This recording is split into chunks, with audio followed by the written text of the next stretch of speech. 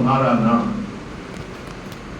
बहुत ज्यादा समय तक हम लोग मदन दास देवी जी के संपर्क में तो नहीं थे, लेकिन एक दो ऐसा संस्मरण है जो काशी से जुड़ा हुआ है, जो हम आपको सुनाते हैं। सन 2000 का समय था। यहाँ पे एक फिल्म बन रही थी वाटर का की जो निर्देशक थी वो दीपा मेहता थी। आप लगभग ज्यादा लोगों को पता होगा कि वो हिंदू परंपरा, हिंदू संस्कृति, संस्कार के विरोध में उस फिल्म का निर्माण हुआ। तो जो काशी के हिंदू संगठन थे, विशेषकर काशी विद्वत परिषद और संघ, और यही विश्व संवाद केंद्र उसका केंद्र था विरोध का, जहां से मीडिया मैनेजमेंट यहीं से होता था। मैं उसकी प्रमुख भूमिका में था। तो मुझे काशी विद्वत परिषद के साथ दिल्ली जाने का मौका मिला था। उस समय मदन दास देवी जी सह कार्यवाह थे और पालक अधिकारी के नाते या समन्वय का जो काम होता है बीजेपी का, उस समय उनके जिम्मे था।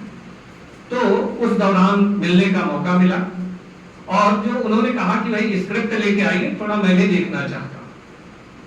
उन्होंने उसको देखा और उसमें कुछ जो बीजेपी के ऊपर के लीडर थे, तो थोड़ा असमंजस की स्थिति थी, सूचना प्रसारण मंत्री और बाकी। उन्होंने व्यक्तिगत तलब किया, बुलाया, हम लोगों के सामने बुलाया और कहा कि इस तरह की अमर्यादित फिल्म का की अनुमति कैसे दे दी गई? सूचना प्रसारण मंत्रालय ही अनुमति देता है, तो अनुमति कैसे दे दी गई? इसको तुरंत निरस्त करिए। और उन्होंने बहुत डांटा।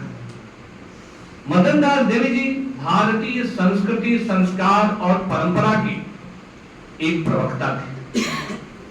वो भारतीय संस्कृति, सभ्यता और चिंतन को लेकर के निरंतर काम करते रहे और उनकी जितनी गंभीरता थी, उनके अंदर जो गांधीर्य था, वो अद्भुत था, अकल्पनीय था।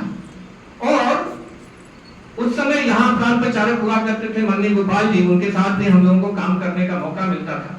तो कभी कभी संघ कार्यालय पर अनायास ही चर्चा होती थी।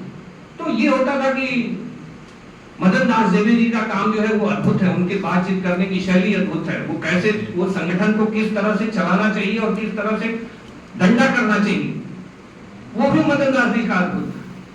तो इस तरह के व्यक्तित्व थे और धीर गंभीर तो वास्तव में थे। बोलना तो बहुत कम होता था, बहुत कम बातचीत करना और ज्यादा सुनते थे, बोलते कम थे।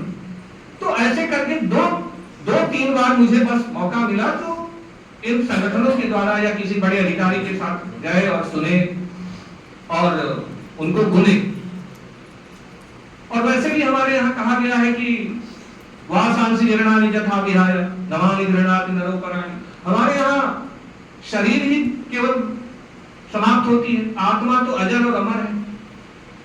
तो कहीं न कहीं मदन दास देवी जी हम लोगों के बीच में आज भी विद्यमान है, विराजमान है। और ये हम सबको उम्मीद है कि वो जैसे हम लोगों का मार्गदर्शन पहले जीवंत रूप में करते रहे, वैसे ही आज भी वो करते रहेंगे। बस इन्हीं शब्दों के साथ अपनी वाणी को विराम देता हूं।